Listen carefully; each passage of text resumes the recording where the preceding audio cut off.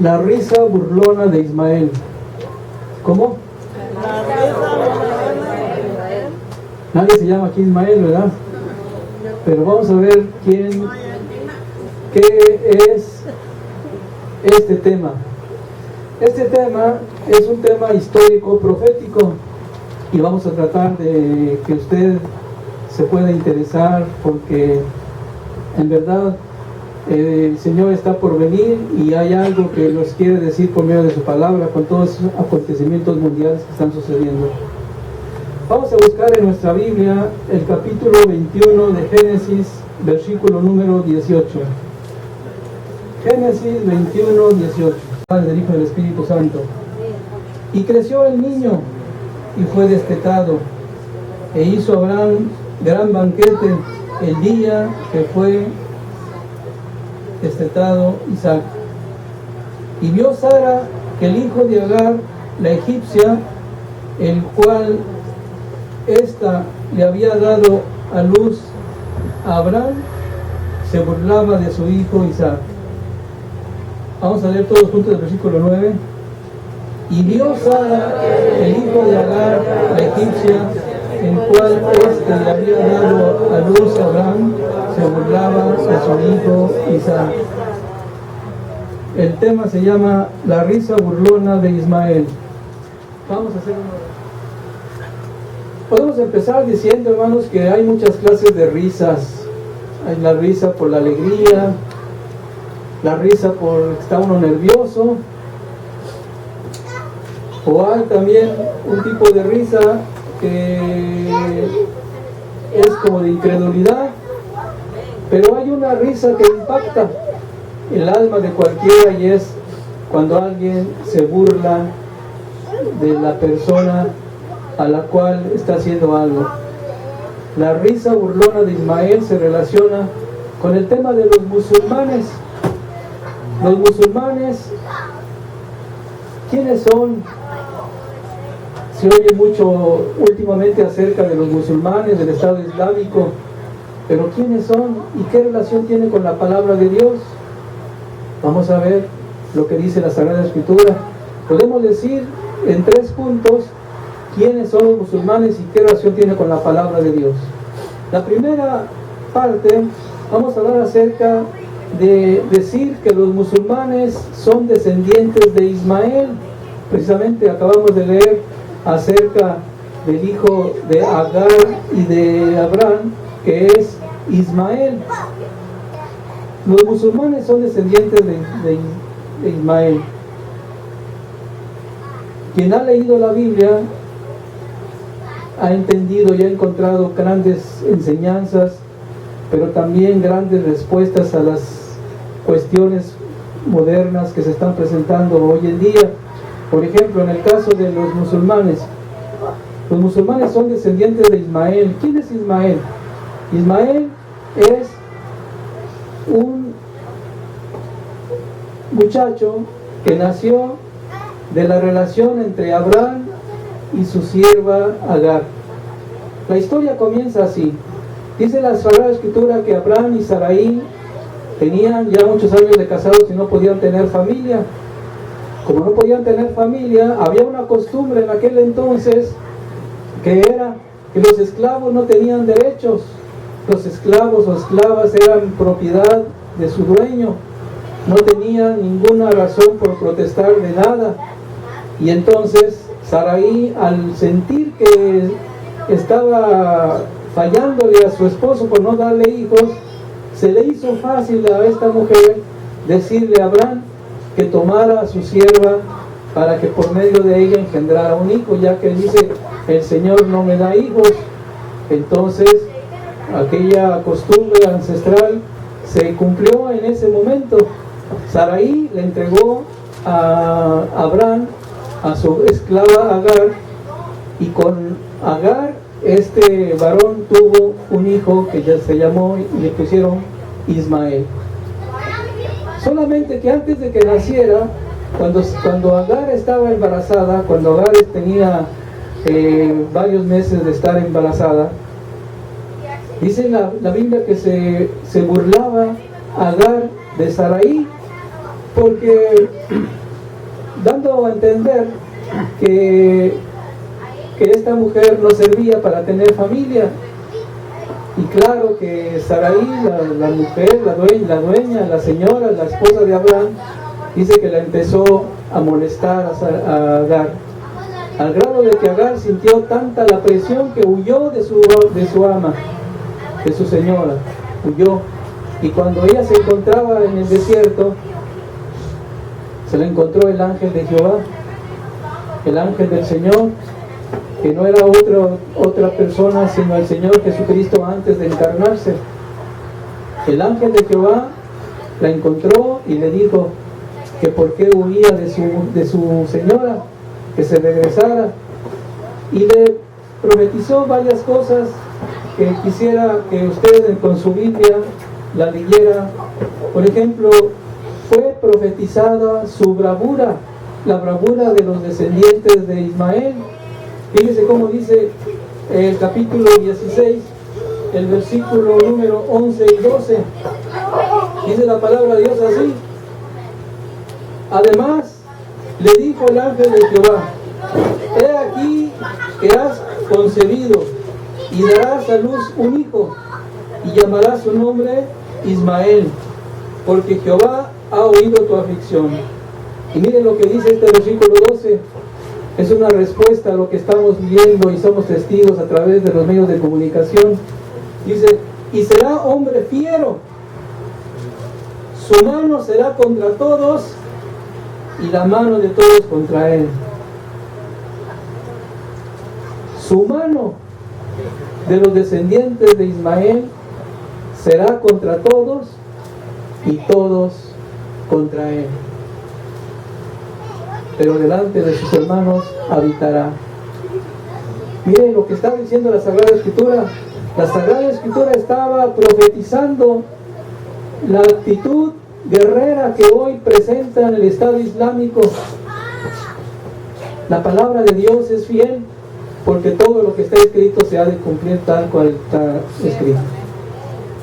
Hermano, hermana, quiero decirle que no solamente profetizó la bravura de Ismael y de los descendientes de Ismael, sino que también profetizó su prosperidad. Mire lo que dice Génesis capítulo 17, versículo 15 al 20.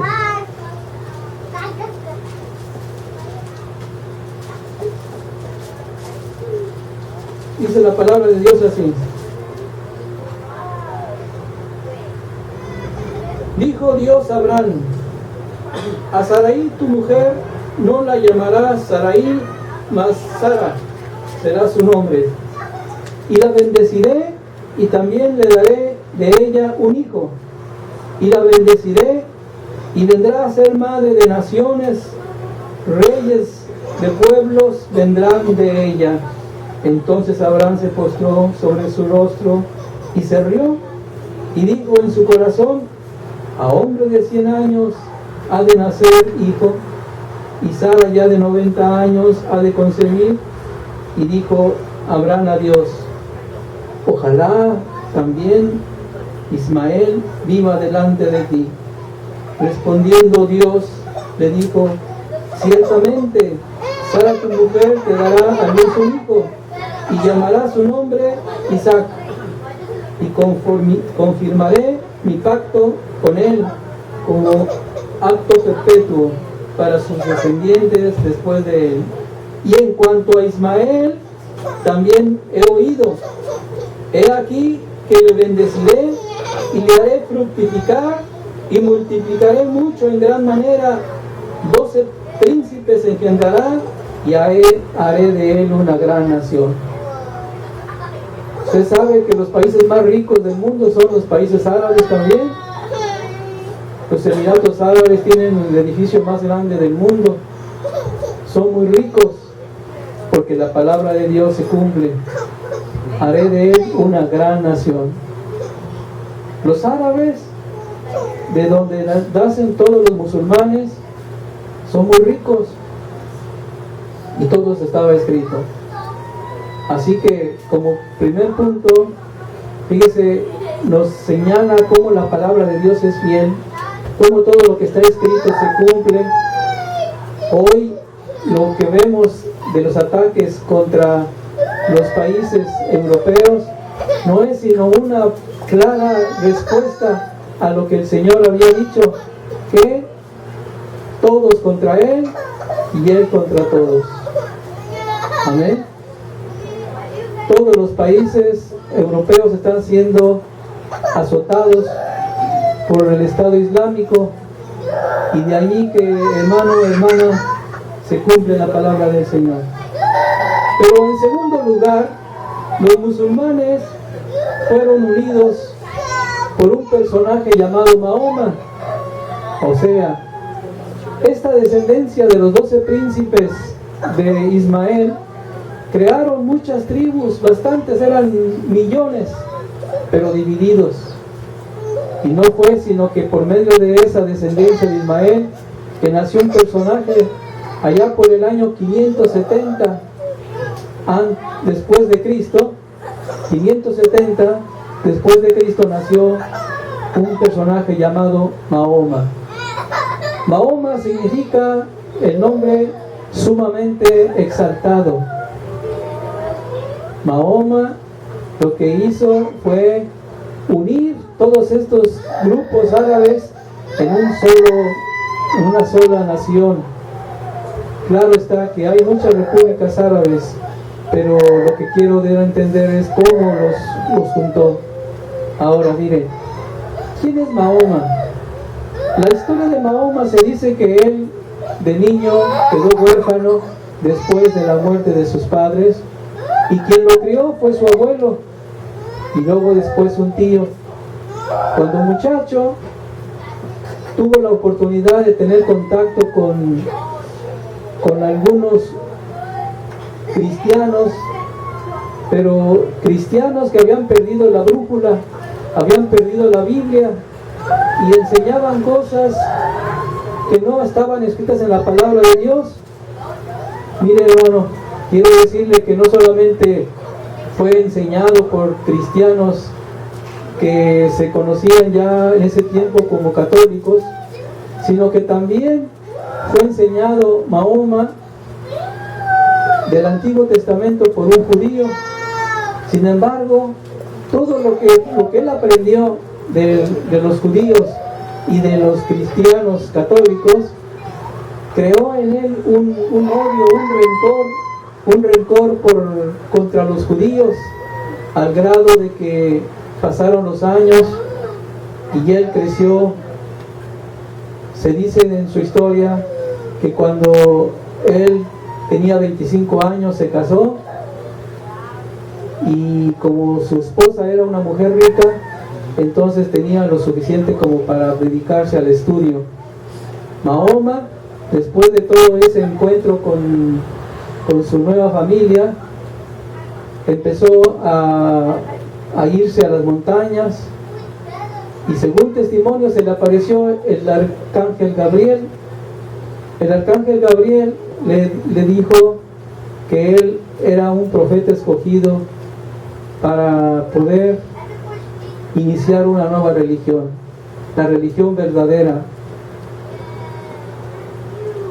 Y según esto, hermano, lo que nosotros podemos entender es que otra vez la palabra de Dios se cumple en este sentido. En 2 de Corintios, capítulo 11, dice así la palabra del Señor.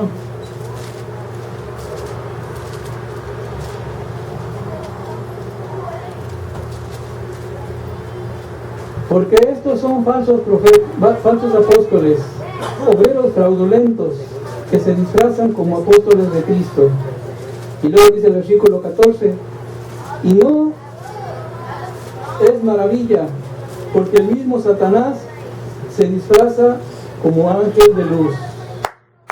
Así que no es extraño también que sus ministros se disfrazan como ministros de justicia, cuyo fin será conforme a sus obras. ¿Qué fue lo que se le apareció a Mahoma? ¿Fue verdaderamente el arcángel Gabriel? ¿O fue, como dice aquí el texto sagrado, un demonio manifestado por medio de un ángel? Y digo esto porque él dice en su biografía que se oyó voces que le dictaron el Corán.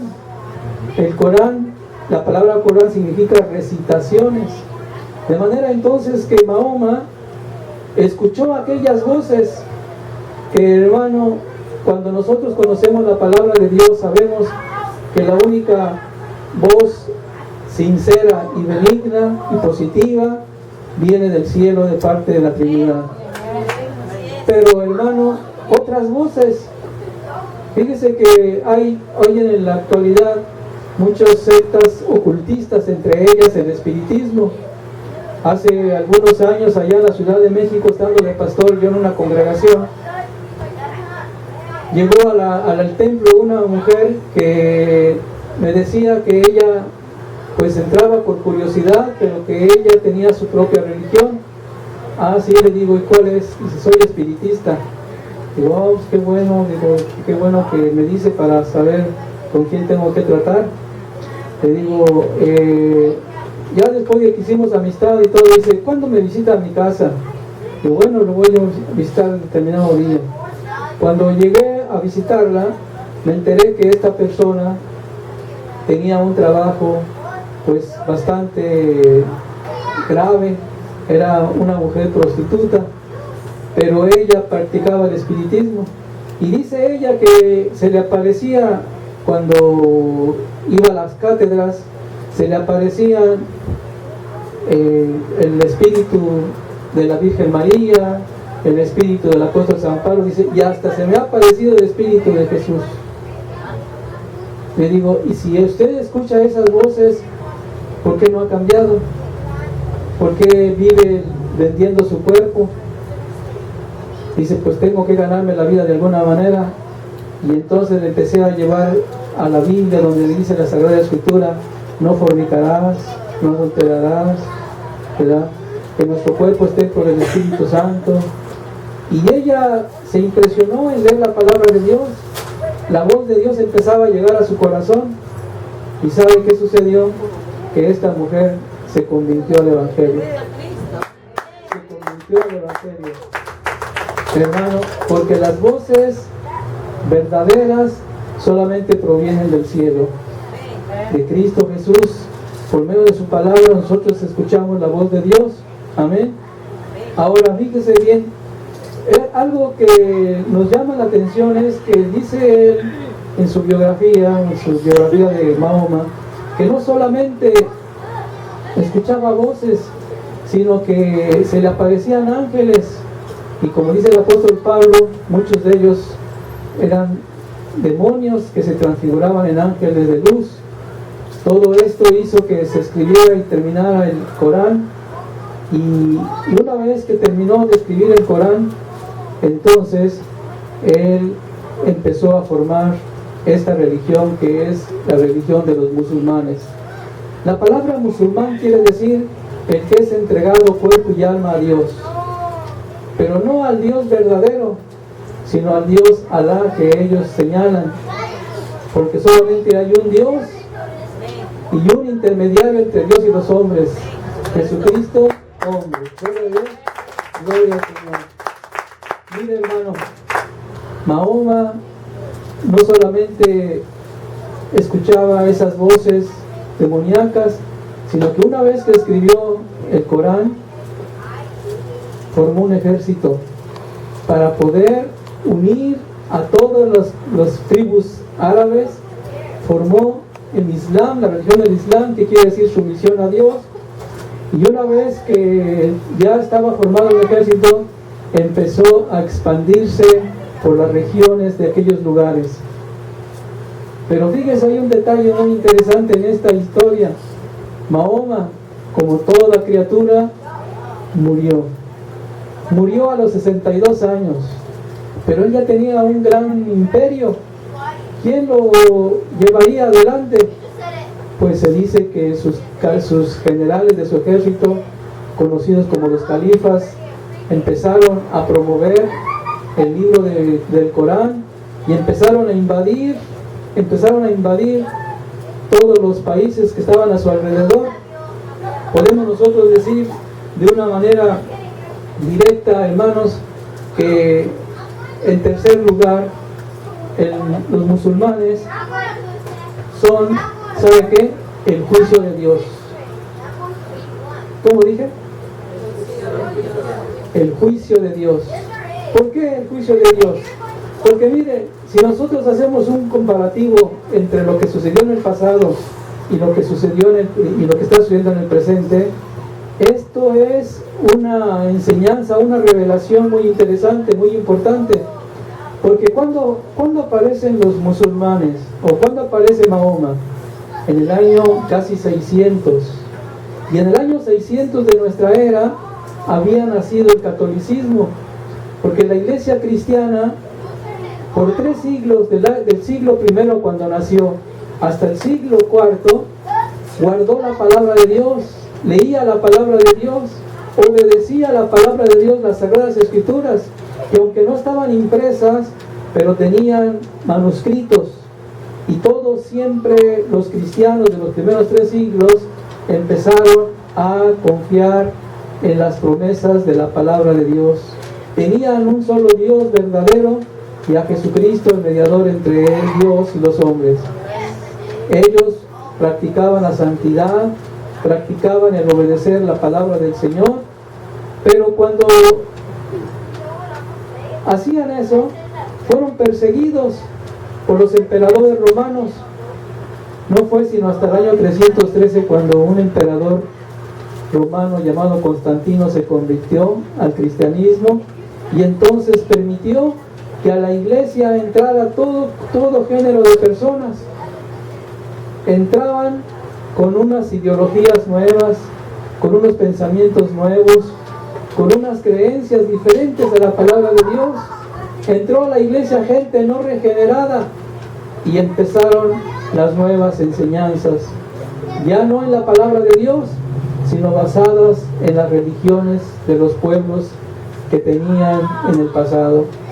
De allí que cuando entraron a la iglesia y vieron y dijeron, uy, esto está muy vacío, vamos a poner unos cuadritos, unas imágenes, y empezó la idolatría a infiltrarse dentro de las congregaciones. No solamente la idolatría, sino las doctrinas más fuertes, como es el purgatorio. Las iglesias se levantaban ya no por fe, sino se levantaban sobre los huesos de los que habían sido sacrificados en el pasado. Fíjese que allá en Europa hay 3 iglesias que están edificadas sobre la cabeza de Juan el Bautista. Pues ¿cuántas cabezas tenía Juan el Bautista? Pero eso era la superstición que imperaba en aquel entonces. Para el año 600 nació el primer papa, surgió el primer papa. El papa Bonifacio III reescribió la historia, ordenó que se dijera que el primer papa había sido Pedro, y de ahí después todos sus sucesores, obispos de Roma. Y entonces para el año 600 la cristiandad, llamada oficialmente el catolicismo, estaba completamente apartada de la palabra de Dios. Creencias como el purgatorio, creencias como la misa, creencias como que el sacerdote es el único intermediario entre Dios y los hombres, creencias que son hoy todavía tan populares dentro del catolicismo, hizo que Dios permitiera que los musulmanes invadieran toda Europa. Invadieron Europa, y al invadir Europa, muchas naciones fueron influenciadas por el espíritu árabe. ¿Qué sucedió entonces?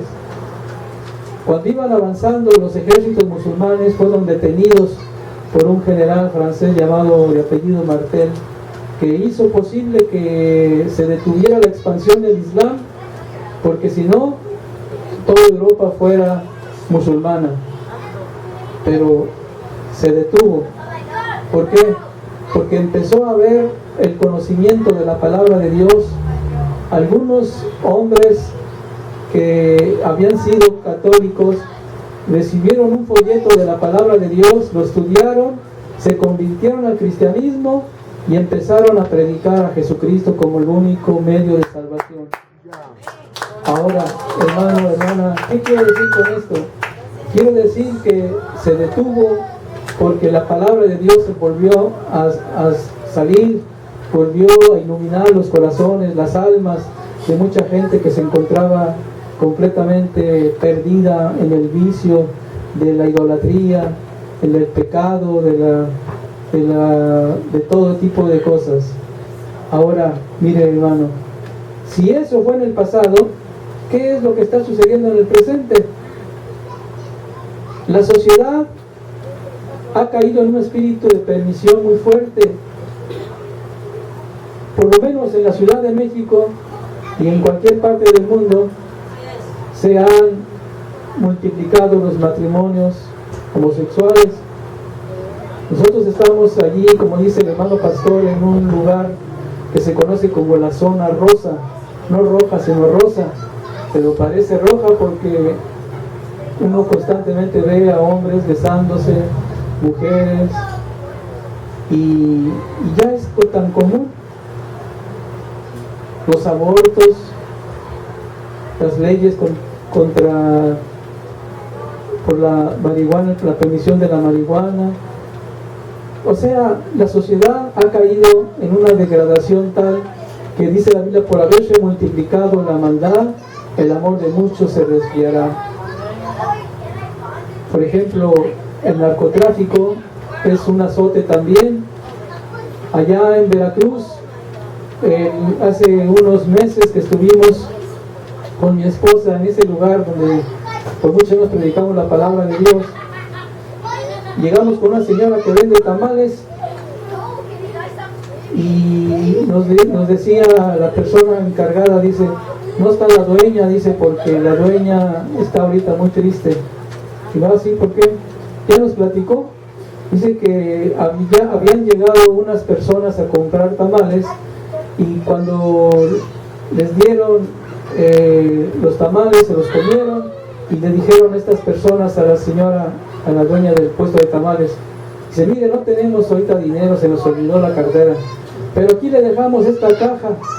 Dice, si no le venimos a pagar, se queda con lo que hay dentro de la caja. Y aquella señora: está bien. Y ya que ellos se los comieron, dice, ya ahora voy a esperar a que me los traigan para que me los paguen. Pero no llegaron las personas a pagar. Entonces en la noche dijo la señora: bueno, pues no llegaron a pagarme, me quedo con la caja.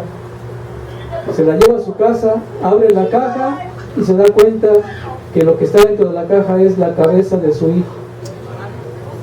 Lo habían matado porque no quiso pagar la extorsión que muchos en la actualidad están solicitando en los puestos, hasta los taxis, y es una maldad que se está multiplicando en todo el mundo. Y la iglesia, hermano, queda todavía en el olvido, y los musulmanes se han levantado otra vez como un juicio de Dios contra la sociedad permisiva de nuestro tiempo. ¿Cuál es la respuesta entonces para nosotros? Fíjese, hermano, yo quiero decirle algo. Mahoma creó el Islam, un hombre creó el Islam, y el Islam es todos contra uno y uno contra todos, y así van a seguir las muertes en los diferentes países. ¿Saben lo que sucedió en el año 2001? ¿Cuál fue el año cuando cayeron las Torres Gemelas? Salía en los documentales cómo se reían los musulmanes allá en Afganistán y en Irak, cómo se burlaban de la muerte de tanta gente, producto precisamente de que el Corán ha invadido la mente de todos aquellos musulmanes. Mahoma fundó el Islam, pero ¿qué sucede? Con Mahoma murió murió Mahoma. Y quien vive es Cristo Jesús. Cristo Jesús es quien vive. Y mire, hermano, yo quiero decirle algo. El Islam es una religión humana, invadida por espíritus malignos, pero el cristianismo es un estilo de vida que lleva a la vida eterna. Tenemos a un Cristo vivo, no a un Cristo muerto.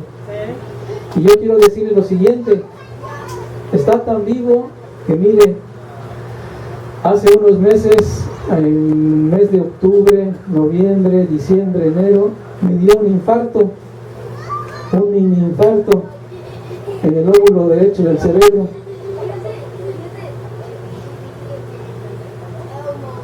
Cuando me dio ese infarto no podía yo hablar.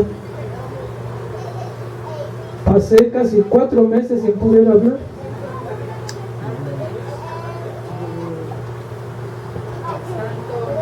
No podía predicar. Mi mano derecha, mi mano izquierda se me paralizaron.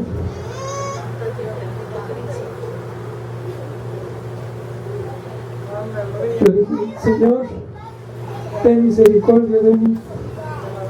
Gracias, Jesús. ¿Y saben qué? El Señor Jesús me sanó. Amén. Porque Cristo está vivo. Aleluya. Un médico, un otorrino allá en la Ciudad de México, me decía a las puertas: la señal más grande que tenemos ahorita es el ataque del Estado Islámico, que va a seguir matando, va a seguir llevando a cabo su misión final, ser el azote, gracias, el azote de Dios para este mundo. Y nadie podrá quitar ese texto que dice: todos contra Él y Él contra todos. Porque Cristo viene. Cristo viene. Yo no sé si usted, hermano, se dio cuenta que todavía me falla un poco. O sea, la libertad con que antes predicaba como que se me ha cortado un poco. Pero puedo hablar. Porque Jesucristo es el mismo ayer, hoy y por todos los siglos. Él vive. Mahoma está muerto, pero Cristo vive. Yo no sé cuántos de los hermanos que están aquí no han apuntado su nombre en el libro de la vida. Yo un día le dije al Señor Jesús: Señor Jesús, entra en mi corazón. Tenía yo 18 años. Ahorita tengo 64 años.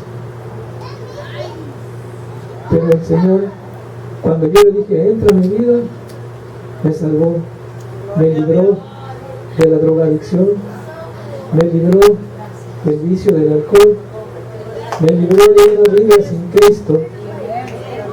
Cuando llegó Cristo a mi vida, hubo un cambio y el Señor me envió a predicar.